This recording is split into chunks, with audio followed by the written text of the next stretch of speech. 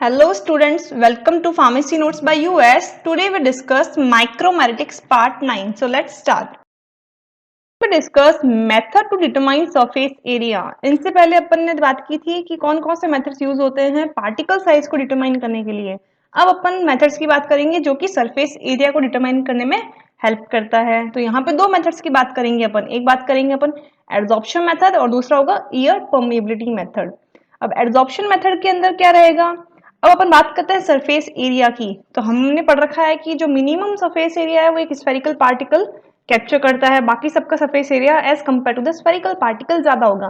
अब वो कैसे, सपोज कि एक पार्टिकल है जो स्फेरिकल है और एक है जो इरेगुलर इन नेचर है। तो अगर मैं कहूँ कि इन दोनों में से सरफेस एरिया कितना है, ये सरफेस एरिया क्या है, तो उसके एक पॉइंट से उसके वापस दूसरे पॉइंट तक की गई दूरी वो उसका सरफेस एरिया है। और वही अगर इरेगुलर पार्टिकल है तो उसकी दूरी ऑब्वियस स्फेरिकल पार्टिकल से ज्यादा होगी, यानी कि इरेगुलर पार्टिकल की जो सरफेस एरिया है स्फेरिकल पार्टिकल से थोड़ी ज्यादा है।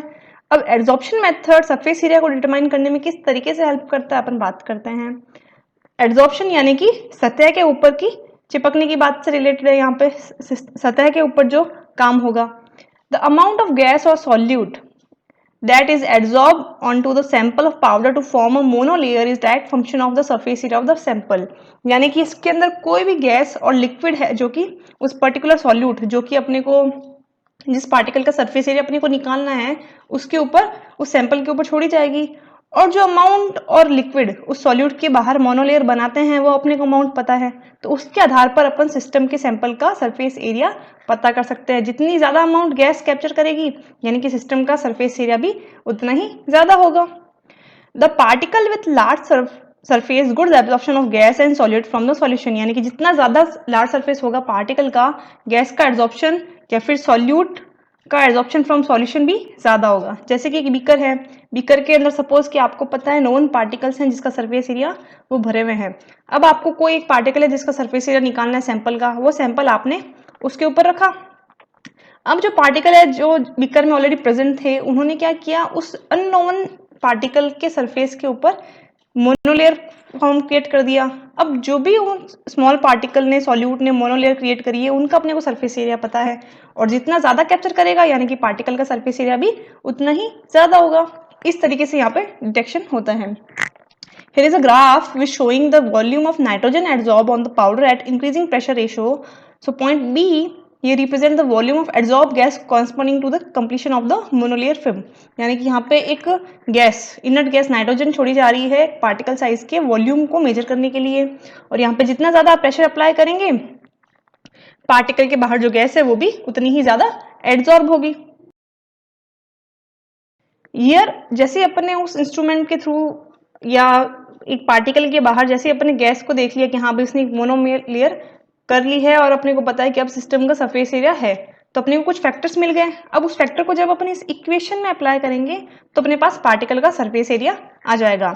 The volume of gas nitrogen in centimeter cube that 1 gram of powder can absorb when the monolayer is complete is more accurately given by BAT equation। यानी कि आपने कितनी नाइट्रोजन गैस 1 ग्राम powder को दी है, तो जो वो एब्जॉर्ब हो रहा है और एक मोनोलेयर कंप्लीट कर रहा है उसको सॉल्व करने के लिए अपन इस इक्वेशन में वो जो भी कंटेंट अपने पास आया है वो पुट कर देंगे और सिस्टम का जो सरफेस एरिया है पार्टिकल का जो सरफेस एरिया है वो अपने पास आ जाएगा। This is a BAT equation. Brunauer, Emmett and Teller scientist थे जिन्होंने ये इक्वेशन को दिया था। Here V is volume of gas in centimeter cube adsorbed per gram of powder at pressure. P0 saturation vapor pressure of liquefied nitrogen at temperature of experiment. B is constant express difference between the heat of adsorption and heat of liquefaction of the adsorbate nitrogen। ये सारे के सारे मान जब अपन इस formula में put कर देंगे तो अपने पास जो भी रिजल्टेंट आएगा वो सरफेस एरिया रहेगा उस पार्टिकल का। इंस्ट्रूमेंट की बात करते हैं तो इंस्ट्रूमेंट के अंदर मोस्टली ये जो पोरस जो पार्टिकल होते हैं उनका सरफेस एरिया निकालने के काम आता है। और ये क्वेश्चन जीपेट में भी पूछा गया है कि यहाँ पे कौन से जो केमिकल है या जो इंस्ट्रूमेंट यूज किया जाता है, तो इसका आंसर है क्वांटाजॉब QS16। ठीक है, आप याद रखिएगा एड्सॉर्प्शन मेथड में क्वांटाजॉब QS16 इंस्ट्रूमेंट यूज किया जाता है, ये आपके जीपेट क्वेश्चन में भी पूछा गया है। To detect surface area and post structure of powder instrument use किया जाता है, क्वांटासॉफ्ट QS16 यूज किया जा रहा है। Adsorption and desorption of nitrogen gas on the powder sample is measured with a thermal conductivity detector when a mixture of helium and nitrogen is passed through the cell containing a powder.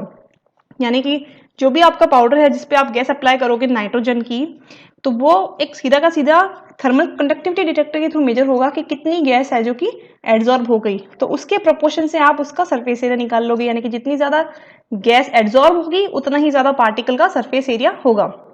Mostly ये use की जाती है true densities निकालने के लिए। True density क्या होती है वो अपन नेक्स्ट वीडियो में देखेंगे। Pore size and volume distribution के लिए, यानी कि जो पार्टिकल है जिनमें पोरोसिटी ज्यादा है, स्पेस ज्यादा है, लूजनेस ज्यादा है, उन पर्टिकुलर पार्टिकल्स को, उन पर्टिकुलर सिस्टम्स को डिस्ट्रीब्यूट करने या उसको इवेल्यूट करने के काम किया जाता है एड्सॉर्प्शन मेथड। अगर अपन बात करें स्पेसिफाइड कोई केमिकल का सरफेस एरिया क्या है जो इस इंस्ट्रूमेंट से निकलता है, तो specific surface area of zinc oxide is 3.5 and barium sulphate is 2.4। Second method is air permeability method. Air permeability यानी कि एयर को जो परमिएबल कर रहा है सिस्टम, यानी कि जितना एयर पास होगा उसके अकॉर्डिंग सरफेस एरिया को डिटेक्ट किया जाएगा।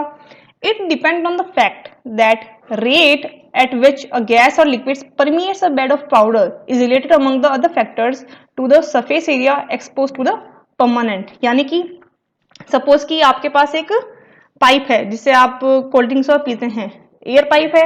एयर पाइप में सपोज कि आप फूंक मारते हैं, राइट ना उसके अंदर कोई भी सिस्टम अवेलेबल नहीं है, तो आपने जितना उसके अंदर गैस या फूंक मारी उतना को उतना बाहर की तरफ इजेक्ट हो गया। बट अगर उसी के अंदर कोई 2 या 4 पार्टिकल आप डाल दो तो क्या होगा, एक रेजिस्टेंस अप्लाई होगी।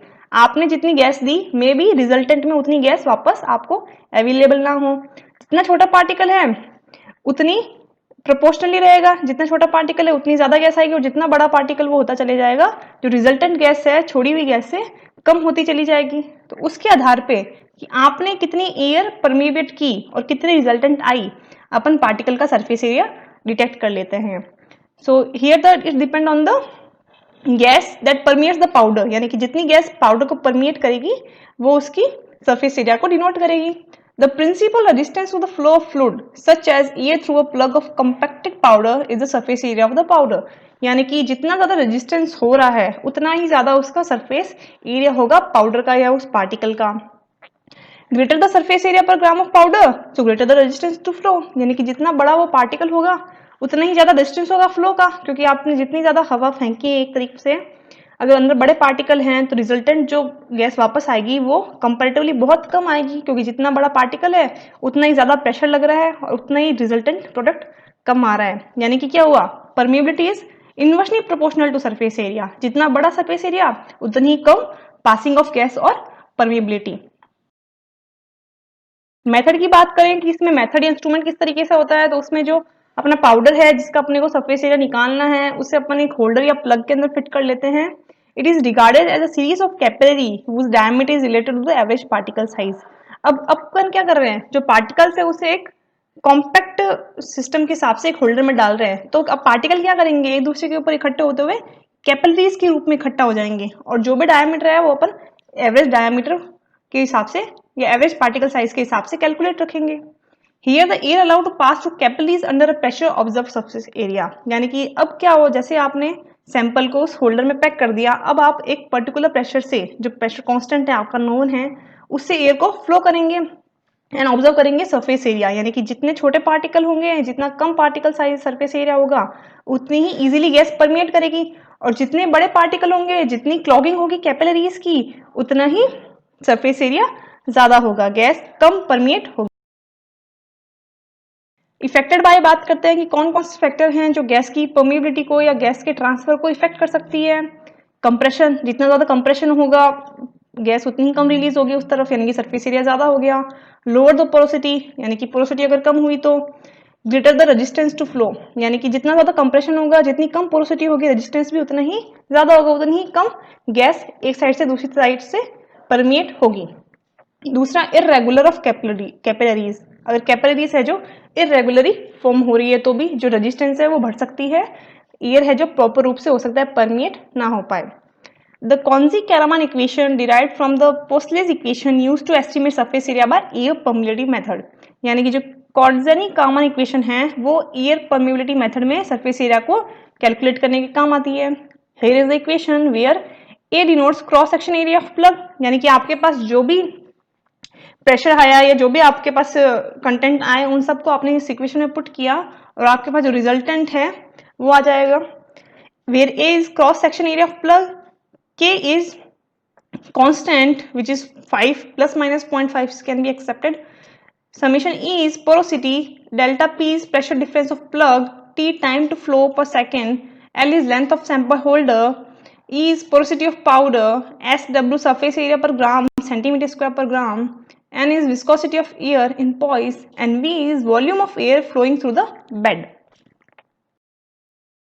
यूज की बात करें तो यहाँ पे बात करेंगे control batch to batch variation, यानी कि पार्टिकल्स हैं वो batch to batch same size के आ रहे हैं या नहीं आ रहे हैं। इसे कैसे, जैसे कि आपने कोई भी एक सैंपल एक पर्टिकुलर बैच से ले लिया तो यहाँ पे कितनी रेजिस्टेंस हुई ए परमिबिलिटी के अंदर, सेम दूसरे बैच में हो रही है या नहीं हो रही, तो यहाँ पे कंट्रोल ऑफ पार्टिकल साइज या कंट्रोल ऑफ वेरिएशन अपन किया जा सकता है। दूसरा, अगर अपने इसका एक रीजन देखें कि अपने को इतना सरफेस एरिया डिटेक्ट करने की जरूरत कहाँ पड़ी, तो एक ड्रग है बिफेनियम हाइड्रोनेफ्थलेट विच इज एंटी एंथेल्मिक ड्रग। अगर इसका सरफेस एरिया 7000 सेंटीमीटर स्क्वायर पर ग्राम से कम हो तो इसकी एक्टिविटी भी कम हो जाती है। क्यों? क्योंकि अपन ने पढ़ा है कि जो काइनेटिक प्रोसीजर्स हैं लाइक उसका एड्जॉर्प्शन, स्टेबिलिटी, पार्टिकल साइज के अंदर चेंजेस, उससे अपन उसकी एक्टिविटी के अंदर, एड्जॉर्प्शन के अंदर, स्टेबिलिटी के अंदर भी चेंजेस कर सकते हैं। प्रोसीजर की बात करें तो यहाँ पे जो सैंपल ट्यूब होती है जिसके अंदर अपना जो पाउडर है जिसका अपने को सरफेस एरिया चेक करना है वो अपन डाल देंगे। Contact with air pump through constant pressure regulator, connect to manometer, suitable low viscosity liquid, negligible vapour pressure, यानी कि अब जो पाउडर सैंपल है उसे अपन एक एयर पंप से कनेक्ट कर देंगे जिसके अंदर एक fix pressure of gas release होगी। Air pass to remove moisture then allow to flow through bed, सबसे पहले जो एयर पास होगी वो मॉइस्चर को रिमूव कर देगी ताकि कोई भी आयरन नहीं आए। उसके बाद जो बेड है जिसमें अपना पाउडर सैंपल है उससे वो फ्लो होगी। अब जो भी फ्लो हो रहा है आपने कितनी प्रेशर ऑफ एयर निकाली है आपको पता है और रिजल्टेंट में परमिएट कितनी हुई आपके डिटेक्टर पे आ गई है, उसको आप मेजर कर लेंगे using manometer. Level of fluid in manometer indicates average diameter of particle. अब level of fluid of manometer कितना है वो आपको बता देगा कि एवरेज डायमीटर ऑफ पार्टिकल कितना है। जितना ज्यादा जो अगर रिलीज हुआ यानी कि डायमीटर उतना ही ज्यादा, सरफेस एरिया उतना ही ज्यादा है, जितना कम है यानी कि सरफेस एरिया उतना ही कम है। Porosity and viscosity of air measure separately, यानी कि जो विस्कोसिटी है वो और पोरोसिटी अलग अलग मेजर की जाएगी। इंस्ट्रूमेंट की बात करते हैं तो इंस्ट्रूमेंट कुछ इस तरीके से रहता है कि सबसे पहले आपका जो सैंपल है, जो पाउडर है, पोरस प्लग के रूप में आप यहाँ पर डाल देते हैं, ये कैपिलरीज के रूप में रहता है। यहाँ एक कांस्टेंट प्रेशर रेगुलेटर होता है जो कि एक constant pressure of air release करता है। सबसे पहले जो भी मॉइस्चर है उसको निकाल लिया जाता है और सिस्टम को ड्राई कर दिया जाता है। उसके बाद जैसे ही आप एयर को पास करेंगे तो according to their surface area, according to particle, air उस हिसाब से ही परमिट होगी और यहाँ पे जो मैनोमीटर है वो उस लिक्विड को वेरिएट करेगा। And so this is the Fisher substitute sizer, इस इंस्ट्रूमेंट का नाम है। And air pump generates air pressure to constant heat by mean of pressure regulator. यहाँ एक एयर प्रेशर है जो कि एक प्रेशर जनरेट करेगा गैस का जो कांस्टेंट होगा। Under this head the air is dried and conducted to the powder sample packed in tube. इसके दौरान जो सिस्टम है वो ड्राई कर दिया जाएगा, एयर है जो एकदम ड्राई होगी और फिर जो पोरस प्लग है, जो सैंपल है उसके थ्रू वो पास होगी। The flow of air through the powder bed is measured by the calibrated manometer and it is proportional to surface area of the average particle diameter, यानी कि जो भी गैस रिलीज हो रही है वो प्रोपोर्शनल होगी उसके सरफेस एरिया से, यानी कि जितनी कम गैस है उतना ज्यादा सरफेस एरिया है, उस हिसाब से जितनी ज्यादा रेजिस्टेंस है उतना ज्यादा सरफेस एरिया ऑफ पार्टिकल होगा एंड द सरफेस एरिया और the average particle diameter will be calculated. I hope you understand and enjoy the video. Please like, share and subscribe. Thank you.